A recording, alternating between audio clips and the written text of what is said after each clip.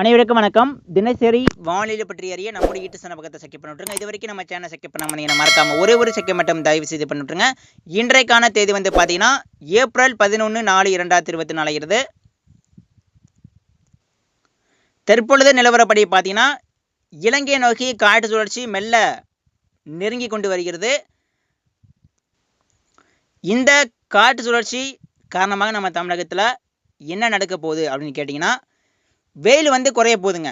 அதாவது கடந்த 2-3 வாரங்களாக சரியான ஒரு வெயிலுங்க. மதியானம் பார்த்தீங்கன்னா ஒரு தாங்க முடியாத அளவிற்கு வரலாற்று இல்லாத அளவிற்கு வெயில் வந்து காணப்படுது. குறிப்பாக இந்த கரூர் மாவட்டம், சேலம் மாவட்டம், வட உள் மாவட்டம், தென் மாவட்டம், இந்த உள் மாவட்டங்கள், மேற்கு மாவட்டங்கள், அந்த மத்திய உள் மாவட்டங்கள் முழுவதுமே கடந்த 2 வாரங்களாக கடுமையான ஒரு வெயில் வந்து காணப்பட்டது. நம்ம எல்லாருமே பார்த்துருப்போம். வெயிலால் ரொம்ப கஷ்டப்பட்டுருப்போம். அதை எப்போ சார் மழை பெய்யும், எப்போ சார் நம்ம மழைக்காக காத்திருந்தோம். ஆனால் இப்போ வந்து மழை வந்து வரப்போகுதுங்க.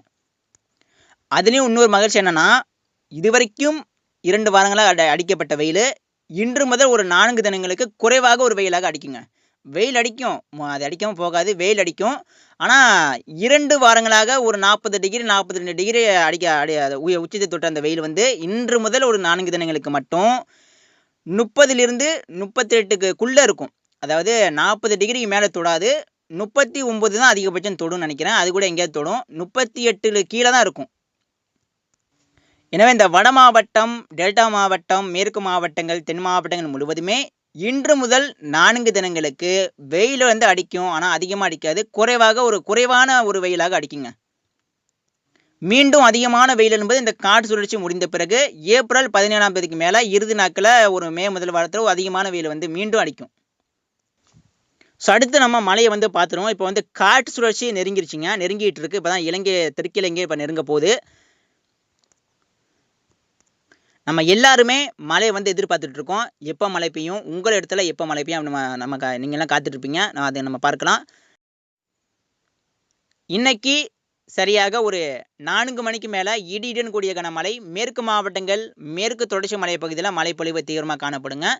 தென் மாவட்டங்களிலும் ஆங்காங்கே இருக்கும். அதாவது ஒரு மாலை நேரத்தில் தென் மாவட்டங்களிலும் ஆங்காங்கே இருக்கும். ஆனால் தீவிரமான மழை என்பது இன்னைக்கு ஒரு இரவு நள்ளிரவு மேலே தாங்க. குறிப்பாக நள்ளிரவு ஒரு 12 மணிக்கு மேலே தான் மழைப்பொழிவு தீவிரமாக ஆக போகுது. குறிப்பாக இன்னைக்கு இரவு நள்ளிரவு ஒரு 12 மணிக்கு மேலே டெல்டா மாவட்டம், அதாவது புதுச்சேரிக்கு தெற்கே காரைக்கால், நாகப்பட்டினம், வேதாரண்யம், வேளாங்கண்ணி, அதிராமப்பட்டினம், பட்டுக்கோட்டை, ஒரத்தநாடு, தஞ்சாவூர் மாவட்டம் தெற்கு பகுதி, புதுக்கோட்டை மாவட்டம் தெற்கு பகுதி, இந்த டெல்டா கடலோர பகுதி புதுச்சேரிக்கு தெற்கே அந்த கடலோரத்தில் இன்னைக்கு ஒரு நள்ளிரவு ஒரு 12 மணிக்கு மேலே மழைப்பொழிவு கனமழையாக தீவிரமடையும். அதே நேரத்தில் தென் கடலோர மாவட்டங்களிலும் இன்னைக்கு ஒரு நள்ளிரவுக்கு ஒரு 12 மணிக்கு மேலே மழைப்பொழிவு வெளுத்து வாங்க போகுது. ஏன்னா ஈரப்பதம் காற்று ஒரு நள்ளிரவுக்கு பிறகு தாங்க நுழையும் நினைக்கிறேன். ஈரப்பதம் காற்று நுழையும் நேரத்தில் தான் மழைப்பொழிவு அதிகமாகும். இந்த ஈரப்பதம் காற்று, அந்த காற்று சுழற்சி வெளிச்சுற்று காற்று வந்து பார்த்தீங்கன்னா இன்னைக்கு இரவு தான் நுழையும் போல தெரிகிறது. இரவு ஒரு 12 மணிக்கு மேலே தான் அது வலுவாக உள்ள நுழையும் போல தெரிகிறது. அந்த நுழையக்கூடிய நேரத்தில் தான் நம்ம மழைப்பொழிவு எதிர்பார்க்கலாம். மாலையில் நுழைஞ்சுன்னா மாலையே எதிர்பார்க்கலாம். ஆனால் இது வந்து மாலையில் குறைவாக நுழையும், இரவு தான் அதிகமாக நுழையும் என்பதால் இரவு நேரத்தில் நம்ம அதிகம் எதிர்பார்க்கலாம். குறிப்பாக நள்ளிரவுக்கு பிறகு அதிகாலையில் நம்ம நல்ல மழை எதிர்பார்க்கலாம். நாளைக்கு காலையில் அதிகாலையில் நல்ல மழை இருக்குங்க. எனவே இந்த காற்று சுழற்சி காரணமாக இன்று முதல் 4 தினங்களுக்கு நம்ம தமிழகத்தில் பெரும்பாலான மாவட்டத்தில் கனமழை வெளுத்து வாங்கும். பல்வேறு இடங்களில் மிக கனமழையும் பதிவாகும். குறிப்பாக டெல்டாவில் கனமழை முதல் மிக கனமழை வரைக்கும் பதிவாகும். புதுச்சேரிக்கு தெற்கே மழை இருக்குங்க. அதாவது வட மாவட்டங்கள் வேணால் அந்த சுற்றுலா கொஞ்சம் குறைவாக தான் இருக்கும், கவலைப்படாதீங்க. வட மாவட்டம்னா ஒதுக்கலாம். ஏன்னா வட மாவட்டத்தில் வறட்சியான காற்று, உயரழுத்த காற்று வரும் என்பதனால வட மாவட்டங்கள், வட உள் மாவட்டத்தில் மட்டும் ஒரு சில இடத்துல இதாக இருக்கலாம். அதாவது ஒரு வாய்ப்பாக தான் இருக்குது. வட மாவட்டங்கள் ஒரு வாய்ப்பாக எடுத்துக்கொள்ளுங்கள். வந்தால் வரலாம், வராட்டி கூட போகலாம் அப்படின்னு தான் இருக்குது. இப்போ ஒரு உயரழுத்த காற்று, வறட்சியான காற்று வந்து கொண்டு இருக்குது. வட மாவட்டங்கள் வழியாக சென்று கொண்டு இருப்பதன் காரணமாக இந்த சுற்றுலா மழை குறைவாக பெய்தாலும் இன்னும் அடுத்தடுத்த சுற்றுகள் இருக்குது. இத்தோட மழை முடிய போகுது கிடையாதுங்க. இனிமேல் தான் வட மாவட்டங்கள், மேற்கு மாவட்டங்கள் இனிமேல் தான் மழையே ஆரம்பமாக போகுது. இது வந்து ஒரு 2ஆம் சுற்று கோடை மழை. இதை விட 3ஆம் சுற்று, 4ஆம் சுற்று, 5ஆம் சுற்றுலாம் மே மாதம், ஏப்ரல் இறுதி மே மாதம்லாம் காத்திருக்கு. கவலைப்படாதீங்க. எனவே இது வந்து ஒரு ஆரம்பம் தான். ஆனால் புதுச்சேரிக்கு தெற்கே மழை இருக்கும். நம்ம அறிவித்தபடி திருவண்ணாமலை மாவட்டம் தெற்கே மழை இருக்கும். புதுச்சேரி மாவட்டத்திற்கு தெற்கே மழை இருக்கும். டெல்டா மாவட்டங்களுக்கு கனமழை, மிக கனமழை இருக்குது. அதேபோல் தென் மாவட்டங்களுக்கும் தென்கடலோர மாவட்டங்களுக்கும் இன்றைக்கி ஒரு மாலை பிறகு படிப்படியாக இரவு நள்ளிரவு தீவிரமாகும். அதேபோல் மேற்கு மாவட்டங்களுக்கும் மேற்கு தொடர்ச்சி மலை மாவட்டங்களுக்கும் கர்நாடக எல்லையோர மாவட்டங்களுக்கும் மழை இருக்குங்க. குறிப்பாக கிருஷ்ணகிரி மாவட்டம், தருமபுரி மாவட்டம், சேலம் மாவட்டம், நாமக்கல் மாவட்டம் கண்டிப்பாக நல்ல மழை எதிர்பார்க்கலாம். கரூர் மாவட்டத்திற்கு மழை இருக்குது. கரூருக்கு கண்டிப்பாக மிக கனமழை இருக்குது. கரூர் மாவட்டம், திருச்சிராப்பள்ளி மாவட்டம் இதுவரைக்கும் வெயிலால் அந்த கஷ்டப்பட்ட இந்த மேற்கு மாவட்டங்களுக்கு நல்ல மழை பெய்ய போகுது. கிட்டத்தட்ட ஒரு அங்கே மழை பெஞ்சு 6-7 மாதம் ஆயிடுச்சுங்க. 6-7 மாதங்களுக்கு மேலே இப்போ மழை பெய்ய போகுது. கண்டிப்பாக மழை பெய்யும் போது மிக கடுமையான ஒரு மழையாக பெய்ய போகுது. இது வரைக்கும் அடிக்கப்பட்ட வெயிலுக்கும் சேர்த்து மழை பெய்யும் அங்கே.